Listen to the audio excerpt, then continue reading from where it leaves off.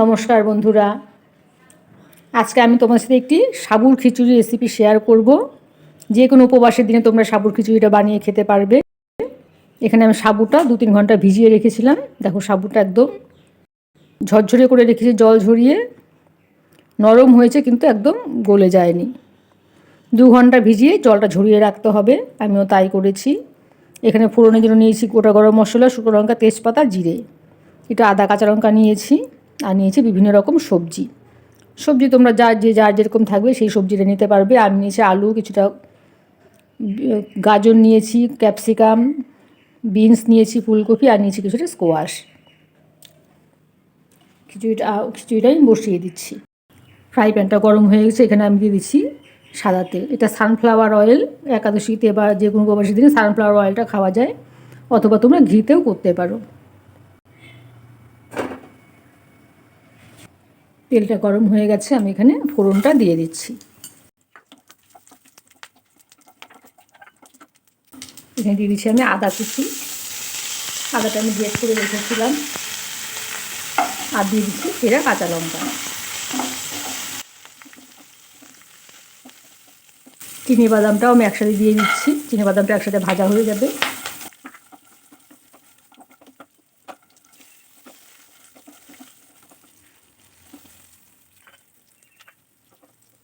চিনি বাদামটাও ভাজা হয়ে গেছে, এখানে আমি একে একে সবজিগুলো দিয়ে দিচ্ছি।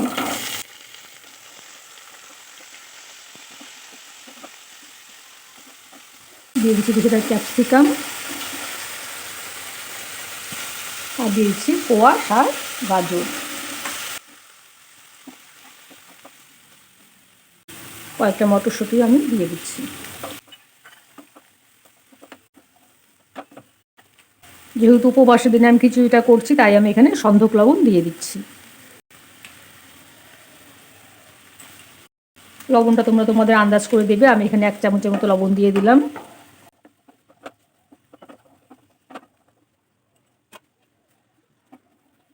সবজিটা দিয়ে আমি একটু ঢাকা দিয়ে সবজিটাকে ভালো করে সেদ্ধ করে নেব। কয়েক মিনিট পর ঢাকা খুলে আরেকবার একটু ভালো করে নেড়ে চেড়ে দিচ্ছি।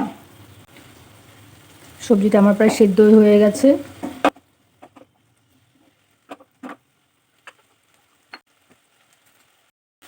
এখানে আমি কিছুটা শুকনো হলুদ বেটে রেখেছিলাম, এই হলুদটা আমি দিয়ে দিচ্ছি।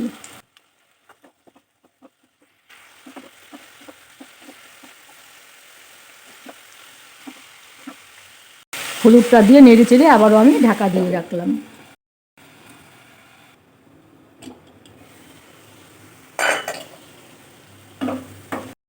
খুলে আবার ওটা নেড়ে চেড়ে দিচ্ছি। এখানে আমি একটা টমেটো কুচি করে দিয়ে দিচ্ছি। টমেটো দিয়ে একটু ভালো করে সবজিগুলোকে নেড়ে চেড়ে মিশিয়ে নিচ্ছি। টমেটো দিয়ে একটু ঢেকে দিলাম, টমেটো কাঁচা গন্ধ চলে যাওয়া অবধি একটু ঢাকা দিয়ে রাখলাম। সবজিও সব সেদ্ধ হয়ে গেছে, টমেটো কাঁচা গন্ধটা চলে গেছে। এখন এখানে আমি দিয়ে দিচ্ছি ভিজিয়ে রাখা সাবু। সাবুটা ভিজিয়ে একদম জল ঝরিয়ে রাখতে হবে।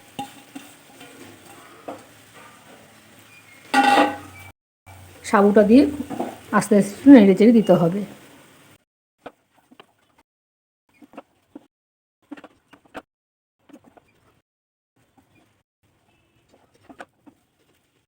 সাবুটা দিয়ে নেড়ে চেড়ে আবার আমি 5 মিনিটের জন্য ঢেকে দিচ্ছি। গ্যাসের আঁচটা এই সময় কমিয়ে রাখতে হবে। 5 মিনিট পর ঢাকনাটা আমি উঠিয়ে নিচ্ছি। সাবুটাও ঝরঝরে আছে। এখানে আমি 1 চামচ চিনি দিয়ে দিচ্ছি। দিয়ে দিচ্ছি কিছুটা ভিজিয়ে রাখা কিশমিশ। কিশমিশটা আমি তো আগে থেকে ভিজিয়ে রেখেছিলাম।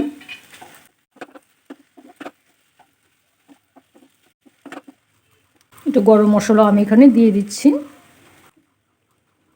সাবুর খিচুড়িটা আমার প্রায় রেডি হয়ে গেছে। এখানে আমি 1 চামচ ঘি ছড়িয়ে দিচ্ছি।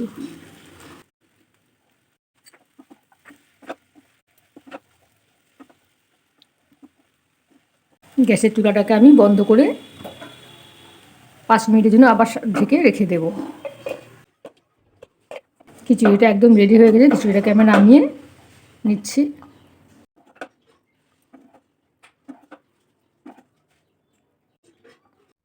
সাবুর খিচুড়িটা আমার রেডি হয়ে গেছে, আমি সার্ভ করে দিয়েছি।